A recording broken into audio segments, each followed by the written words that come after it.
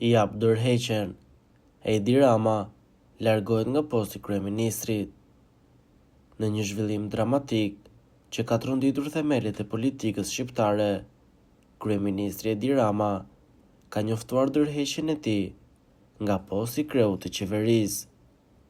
Ky vendim vjen në një moment të delikat, menjëherë pas arrestimit të bujshëm të kryebashkiakut të Tiranës, një ngjarje që ka shkaktuar tronditje të thellë në radhët e Partisë Socialiste dhe ka nxitur reagime të forta në të gjithë opinionin publik shqiptar. Vendimi i Ramës për t'u larguar nga posti i kryeministrit vjen pas një periudhë heshtjeje të pazakontë nga ana e tij.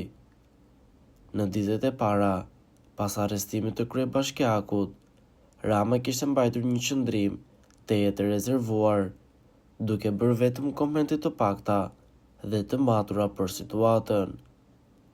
Megjithatë, duket se presioni i vazhdueshëm dhe akuzat në rritje për korrupsion brenda partisë së tij kanë qenë tepër të rënda për të përballur. Reagimet në publik kanë qenë të menjëhershme dhe të shumëllojshme. Një pjesë e qytetarëve e shohin këtë dorëheqje si një pranim të përgjegjësisë për situatën e krijuar dhe korrupsionin e pretenduar në radhët e partisë në pushtet. Të tjerë spekulojnë se ky vendim mund të jetë një lëvizje strategjike për të shmangur përballjen me drejtsinë, duke pasur parasysh hetimet e vazhdueshme të Spakut dhe arrestimin e bashkëpunëtorëve të tij të ngushtë. Dorëheqja e papritur e Ramës ka krijuar një vakum të konsiderueshëm në udhëheqjen e vendit dhe ka ngritur pikpyetje të shumta për të ardhmen e Partisë Socialiste.